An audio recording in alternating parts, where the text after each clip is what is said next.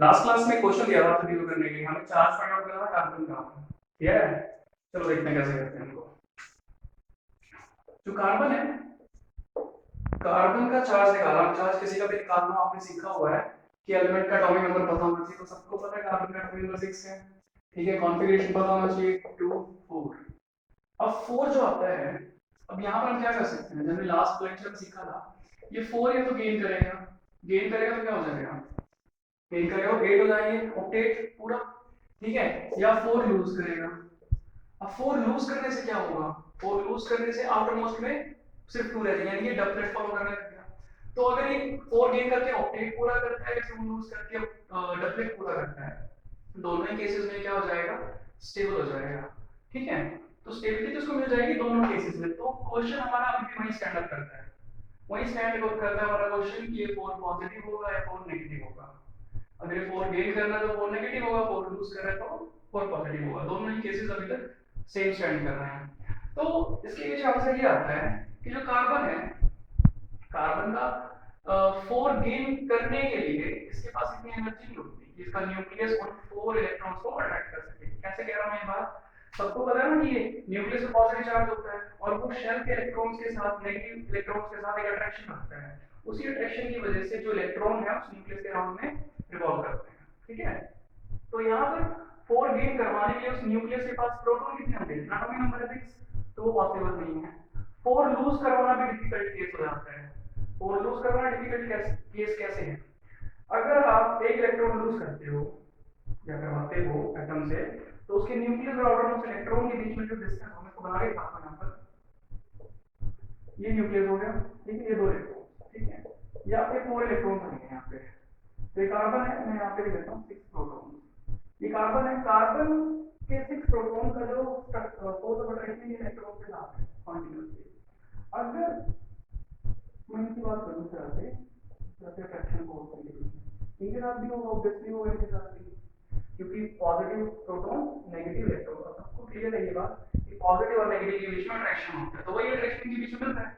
अब ध्यान से रखो, इस न्यूक्लियस की जितनी भी फोर्स इन दोनों के साथ है उसको छोड़ दो एक बार, जितनी भी उसको छोड़ दो एक बार, जितनी भी बची, मान लो 100 बचती है, तो 100 में से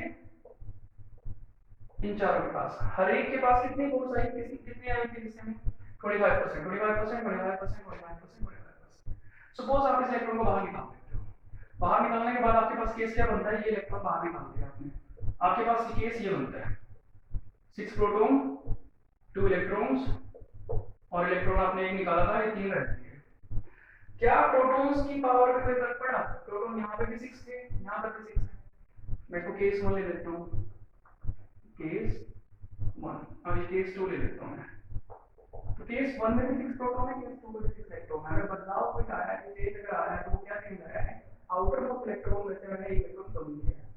अब इसमें इसकी पोजीशन में कोई फर्क नहीं है, सेम अमाउंट है प्रोटॉन का, पावर भी सेम होगी, पावर सेम होगी। तो अगर इसकी 100 फोर्स अब डिवाइड कर लो 3 के बीच में, तो कितना आ जाएगा 33%, यहाँ कितना था 25%, और यहाँ 33, 33, 33। तो मैं ना कैसे 100 फोर्स है, 3 पार्टिसिपेंट्स हैं, तो टोटल 33% फोर्स आएगा।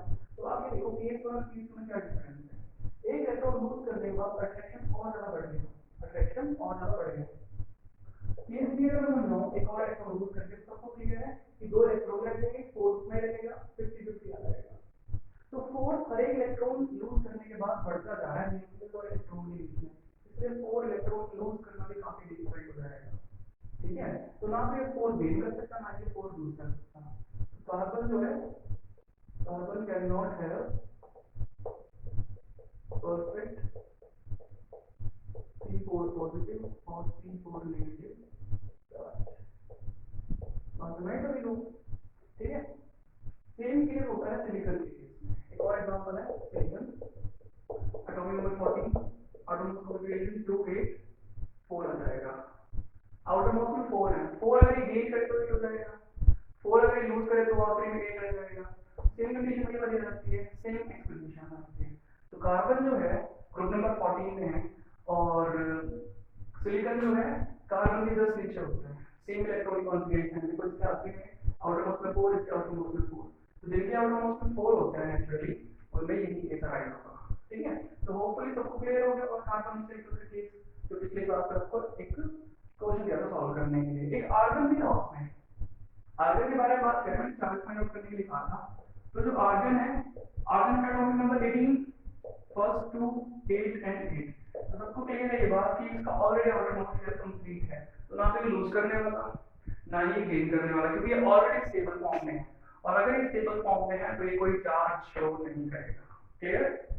ओके, वन मोर थिंग, एक बात का ध्यान देना है, लास्ट वीडियो में बताया गया, जैसे मैंने आपको एग्जांपल्स लिख के दिए थे, जैसे सोडियम 1 पॉजिटिव हो गया, सल्फर 2 नेगेटिव हो गया, जैसे एल्युमिनियम में 3 पॉजिटिव हो गया, नाइट्रोजन पे हो गया जैसे 3 नेगेटिव।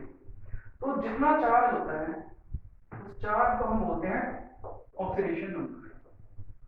क्या बोलते हैं? ऑक्सीडेशन नंबर, या फिर इसको कहते हैं ऑक्सीडेशन स्टेट। कैसे बोल रहा हूँ ये बात कि सोडियम का ऑक्सीडेशन नंबर कितना है तो हम बोलेंगे +1, सल्फर का ऑक्सीडेशन नंबर कितना है तो हम बोलेंगे -2, एल्युमिनियम का ऑक्सीडेशन स्टेट क्या है तो बोलेंगे +3। ठीक है, नाइट्रोजन का ऑक्सीडेशन स्टेट क्या है -3।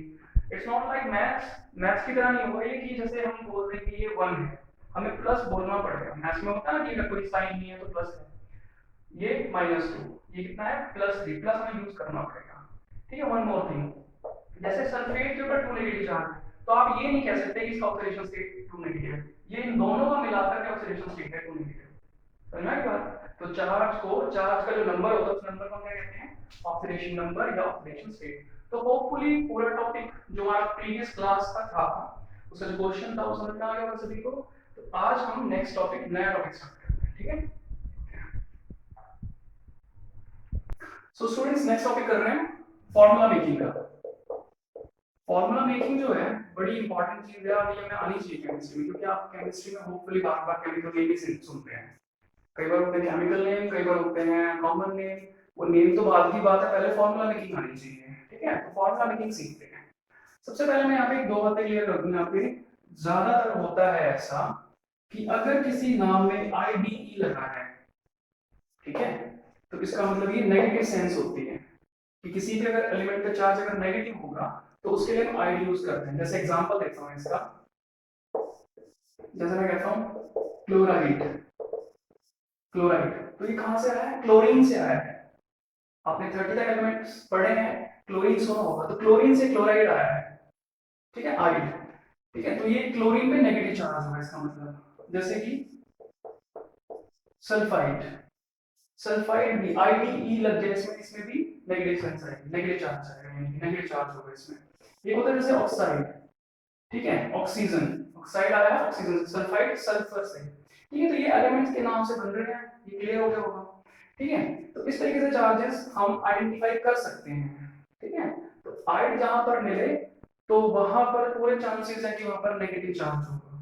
पूरे चांसेस का मतलब ये होता है कि केमिस्ट्री है तो यहाँ पर कई बार आपको दी जाती है कई सारी एक्सेप्शंस। ठीक है, तो क्लियर है सभी को ये? एक और वर्ड मिलेगा आपको 8। 8 जो है, 8 भी सिंबलाइज किया जाता है नेगेटिव चार्ज के लिए, ये भी नेगेटिव चार्ज शो करेगा। जैसे एग्जांपल देखो इसमें, जैसे आपको लिखवाया था कार्बोनेट प्रीवियस क्लास में, कार्बोनेट, तो कार्बोनेट आपने देखा होगा, अपनी नोटबुक ओपन करके देखो, अगर याद नहीं है तो 8 कार्बोनेट जो इसका नेगेटिव चार्ज है, मैं आगे देखता हूं कार्बोनेट का फॉर्मूला ये लिखवाया था CO3 नेगेटिव, इस तरह से। ठीक है, उसी तरह से यहाँ पे आएगा सल्फेट। ठीक है, ये भी 8 लगा हुआ है, तो ये हो जाएगा SO4 नेगेटिव। ये याद करने के लिए कहा था मैंने आप सभी को, ये याद होंगे तो आपकी केमिस्ट्री इजी होगी। ठीक है, क्लियर हो गया सभी को? ये एक जैसे फॉस्फेट था, एक था फॉस्फेट, इसमें भी 8 लगा हुआ है, इसका फॉर्मूला था PO4 नेगेटिव। ठीक है, एक जैसे यहाँ पर मैं यहाँ पर लिखवा सकता हूं डाइक्रोमेट, डाइक्रोमेट, तो ज्यादातर में ये देखने मिलेगा 8 अगर आ रहा है तो उसके ऊपर नेगेटिव चार्ज है, आइड अगर आ रहा है तो उस पर भी नेगेटिव चार्ज है। इस आइड में और इस 8 में क्या डिफरेंस है? ये एक सिंपल एलिमेंट के लिए होगा। एलिमेंट के लिए कैसे? जैसे क्लोरीन की बात करूं तो ये Cl नेगेटिव, सल्फर की बात करूं तो सल्फर 2 नेगेटिव, ऑक्साइड की बात करूं तो O2 नेगेटिव, ऑक्सीजन का चार्ज 2 है। ये सिर्फ एक एलिमेंट पे, यहाँ पर देखो मॉलिक्यूल है पूरा, एक कार्बन, ये सिंपल, तो ये सिंपल आयंस है आइड के फॉर्म में, और 8 के फॉर्म में क्या आ जाएंगे? Poly atomic ions. समझना है सभी को? ठीक है, देखो मैं बार बार बोल रहा हूँ, अगर आज की क्लास समझ नहीं है तो प्रीवियस क्लास अच्छे से आनी चाहिए। ठीक है, और अच्छे से तभी आएगा जब ध्यान से पढ़ोगे, नोटबुक उठाओगे, पेन से लिखोगे, ठीक है, समझ के काम को करोगे। ठीक है, तो डाइक्रोमेट के फॉर्मूला था Cr2O7 2 नेगेटिव। ठीक है, क्लियर हो गया?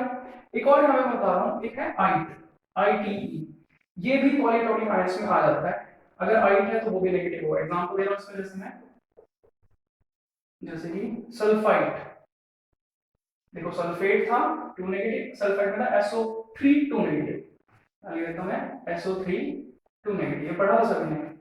ठीक है, उसी तरह से फॉस्फाइड था। तो होपफुली क्लियर हो गया। एक लास्ट टॉपिक और इसी में करवा रहा हूँ।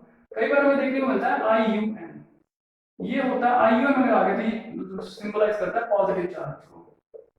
ठीक है, जैसे कि सोडियम, मेटल्स पे हो गए, जैसे कि सोडियम, सोडियम का मतलब ये Na, इसके ऊपर चार्ज निकालोगे तो पता चलेगा पॉजिटिव चार्ज आता है।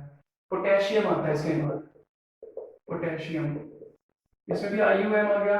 अब चार्ज फाइंड आउट करोगे पोटेशियम तो आएगा पॉजिटिव। एक जैसे अमोनियम लिखवाया था आपको, तो ये भी पॉजिटिव चार्ज है। क्लियर है सभी को? ठीक है, तो ये नोट करके चलना है। तो ये साइंस आपको पता होना चाहिए कि अगर आइट लग गया तो नेगेटिव चार्ज के लिए है, IUM लग गया तो पॉजिटिव चार्ज के लिए है, 8 लगा तो नेगेटिव के लिए, 8 लगा तो नेगेटिव के लिए। 8 और 8 को मैं एक ही कैटेगरी में रखूंगा, ठीक है, क्योंकि पॉलीएटॉमिक आयंस के लिए मैं लिख देता हूं यहाँ पे पॉलीएटॉमिक आयंस। ठीक है, और ये 8 जो है ये आ जाता है सिंपल आयंस के लिए। ठीक है, देखो मैंने कहा कि एक्सेप्शंस हर जगह है केमिस्ट्री में। अब मैंने कहा कि 8 आयंस के लिए, लेकिन मैंने एक हाइड्रोक्साइड लिखवाया हुआ आपको, हाइड्रोक्साइड। अब हाइड्रोक्साइड में देखो दो नाम आते हैं, हाइड्रोजन भी आ रहा है और ऑक्सीजन भी आ रहा है, और आइड भी लग गया। थोड़ा ब्रेक करो वर्ड को, हाइड्रोजन भी आ गया, ऑक्सीजन भी आ गया, आइड भी आ गया। तो मतलब आइड आ गया का मतलब ये नहीं है कि यहाँ पे आयन के लिए है, इसको लिखा होगा OH नेगेटिव, O ऑक्सीजन के लिए, हाइड्रोजन H, ठीक है, और ये नेगेटिव चार्ज आइड आ गया। तो थोड़ा सा वर्ड क्रैक करना सीखो, धीरे धीरे सीख जाओगे ये चीज। ठीक है, तो होपफुली क्लियर हो गया सभी को ये। ठीक है, आगे कवर करते हैं फिर हम। तो फिर जो नेक्स्ट टॉपिक हमारा हम पढ़ रहे हैं फॉर्मूला मेकिंग का, फॉर्मूला कैसे बनाए जाते हैं। ठीक है, काफी इजी टॉपिक है, और ये तो बहुत मतलब वही है कि केमिस्ट्री जब तक चल रहा है फॉर्मूला के साथ ही चल रहे हैं, केमिकल फॉर्मूला सीखते हैं कि कैसे बनाते हैं। ठीक है, केमिकल फॉर्मूला मेकिंग करेंगे, केमिकल फॉर्मूला मेकिंग। तो बेसिकली इसमें क्या है, सिंपल से रूल है, और वो सिंपल से रूल एक क्वेश्चन की फॉर्म में करते हैं। ठीक है, तो सीधा मैं क्वेश्चन लिख रहा हूँ यहाँ पे कि write down the formula, write down the formula of following chemical compounds, chemical compounds। तो पहले मैं यहाँ पे दे दूँ तुम्हें सोडियम ऑक्साइड, ठीक है, दूसरा दे रहा हूँ सोडियम हाइड्राइड, और तीसरा मैं दे रहा हूँ सोडियम, सोडियम दे रहा हूँ यहाँ पे हाइड्रोक्साइड। ये मैं जानबूझ के क्वेश्चन ऐसा दिया है मैंने जिसमें तुम्हें तीनों ही सेंस मिलेंगे, जैसे ऑक्साइड, हाइड्रोक्साइड, सॉरी हाइड्राइड और हाइड्रोक्साइड। इसमें कई बार कंफ्यूजन चलता है स्टूडेंट्स में, ये मिलने के बाद दिमाग में O2 भी आएगा, OH नेगेटिव भी आएगा और H पॉजिटिव भी आएगा, हाइड्राइड सॉरी H नेगेटिव भी आएगा। ठीक है, तो ये होगा कैसे, इनको क्रैक करते हैं। सोडियम ऑक्साइड जैसे हमें कवर करना है, सोडियम ऑक्साइड, तो नाम लिखो पहले, पहला रूल यही है, नाम लिखो सोडियम ऑक्साइड। अब सोडियम का जो सिंबल है वो लिखना है तुम्हें, ये लिख दिया हमने सिंबल सोडियम ऑक्साइड। अब इस पे काम करना पड़ेगा सभी को। ऑक्साइड जो है कहां से आया है, ऑक्सीजन से। क्या फॉर्मूला था इसका, ऑक्साइड का ऑक्सीजन होगा, सिंपल सिंबल ऑक्सीजन, ये ऑक्सीजन हो गया। अब जो सोडियम है इसका एटॉमिक नंबर पता होना चाहिए, इसकी वैलेंसी पता होना चाहिए। यहाँ पर देखता हूँ कि सबसे पहले हमें क्या करना है, सिंबल राइट डाउन करना है, सिंबल लिख दिया, फिर हम उसके बाद उसकी वैलेंसी राइट डाउन करनी है। समझ में आ रहा है कि वैलेंसी का लिखना वही है, इसलिए करेंगे आगे काम आएगी वो, यहाँ काम आएगी वो। सोडियम का एटॉमिक नंबर है 11, मतलब कि 2 8 1, आउटर मोस्ट में 1, 4 से कम है तो जो है वही वैलेंसी 1। ऑक्सीजन, ऑक्साइड आता है ऑक्सीजन से, और जो ऑक्सीजन उसका एटॉमिक नंबर होता है 8 2 और 6, आउटर मोस्ट में 6 है, 6 का मतलब 8 - 6 कितना है वैलेंसी 2। क्रॉस मल्टीप्लाई करेंगे क्या बनेगा, यहाँ पे आंसर लिख रहा हूँ इसका Na2O। क्रॉस मल्टीप्लाई करते हैं हम, ठीक है, वैलेंसीज के साथ, सोडियम 2 के साथ ऑक्सीजन 1 के साथ। 1 को लिखा नहीं जाएगा यहाँ पे, 1 को ऐसे नहीं लिखा जाता, ठीक है, ये हो गया। उसके बाद सोडियम हाइड्राइड। अब देखो हाइड्रोजन जो है उसमें पॉजिटिव चार्ज होता है, लेकिन कई बार वो गेन भी करता है इलेक्ट्रॉन, ठीक है, गेन करेगा तो नेगेटिव चार्ज आएगा तो आइड लग गया। नाम देखो, नाम से पता चला आइड, इसीलिए पिछला जो कांसेप्ट अभी करवाया था तो साफ साफ क्लियर हो रहा होगा कि क्यों करवाया था और उसकी इंपॉर्टेंस पता चल रही होगी तुम्हें, ठीक है, तो थोड़ा हेल्प करेगा तुम्हें। तो sodium hydride, again sodium hydride में यही करवा देता हूँ, ठीक है, सोडियम हाइड्राइड, क्योंकि सोडियम तो सेम ही रहने वाला है, कंसेप्ट भी सेम रहेगा, पहले सिंपल फिर वैलेंसी फिर क्रॉस मल्टीप्लाई। तो हाइड्राइड, अब जो हाइड्राइड है, हाइड्राइड का मतलब हाइड्रोजन से, तो ये हाइड्रोजन ही होगा यहाँ पे, ठीक है। हाइड्रोजन की वैलेंसी रहेगी 1, क्योंकि इसका एटॉमिक नंबर होता है 1 और आउटर मोस्ट में 1, तो 1 का मतलब 1 की वैलेंसी आएगी। क्रॉस मल्टीप्लाई करूंगा Na 1 से, H भी 1 से, तो ये हो जाएगा NaH, सोडियम हाइड्राइड का फॉर्मूला। क्लियर है सभी को? ओके, आगे चलते हैं सोडियम हाइड्रोक्साइड के साथ। अब जो सोडियम हाइड्रोक्साइड है उसका फॉर्मुलेशन कैसे होगा, मैं इसको यहाँ पे लिखता हूँ हाइड्रोक्साइड, देखना जरा ध्यान से, हाइड्रोक्साइड, ये लिख दिया हाइड्रोक्साइड। अब हाइड्रोक्साइड अभी याद करवाया था, पॉलीएटॉमिक आयंस भी लिखवाया था मैंने ये। तो जो हाइड्रोक्साइड है, हाइड्रोक्साइड का सिंबल होता है OH। इस पे कितना चार्ज था OH पे, OH पे चार्ज कितना था देखो नोटबुक्स में अपनी, और याद है तो बहुत अच्छी बात है, -1 था, OH पे चार्ज कितना था -1। अब यहाँ पर -1 था या प्लस में था, मतलब चार्ज प्लस में हो माइनस में, हमें यहाँ मेंशन नहीं करना उसको, हमें यहाँ पे सिंपल वैल्यू लिखनी है। तो Na को 1 से मल्टीप्लाई करेंगे, OH को 1 से, क्या बनेगा NaOH। तो ये फॉर्मूला इस तरह से बनेगा, समझ में आ गया सभी को? ठीक है, एक और क्वेश्चन सॉल्व करके दिखाता हूँ, उसके बाद और अच्छे से समझ में आएगा, ठीक है, तब तक ये नोट कर। सो अब इनको क्लियर करते हैं, ठीक है, कि इनका फॉर्मुलेशन क्या बनेगा। तो यहाँ पर देखो मैंने फिर से कुछ ऐसा ही लिया है, कुछ मिलता जुलता सा लिया है, ताकि तुम अच्छे से समझ पाओ इस चीज को। यहाँ सल्फेट है, यहाँ सल्फाइड है, यहाँ सल्फाइड है, नाम मिलते जुलते से हैं, इसलिए पजल नहीं होना, ध्यान से सोचना है फिर लिखना है। एक बार ध्यान से करना सीखोगे तो उसके बाद अपने आप ग्रिप बन जाएगा, ग्रिप बनेगी तो फिर तो नाम देखते अपना फॉर्मूला बन जाएगा, ठीक है। तो शुरुआत में थोड़ा काम करना पड़ता है हमें। तो देखते हैं सल्फेट के लिए, सल्फेट के लिए क्या लिखा था, SO4 2 नेगेटिव। तो हाइड्रोजन सल्फेट कैसे बनेगा, यहाँ नाम है, सबसे पहले क्या लिखते हैं नेम, उसके बाद क्या लिखते हैं सिंबल, ठीक है। तो सिंबल क्या है हाइड्रोजन का H, सल्फेट का सिंबल क्या है SO4।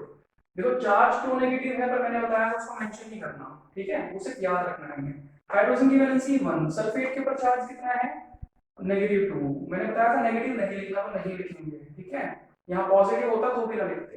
क्रॉस मल्टीप्लाई कर दो, हाइड्रोजन को मल्टीप्लाई करेंगे 2 से और SO4 को 1 से, तो ये क्या बनेगा H2SO4, ठीक है।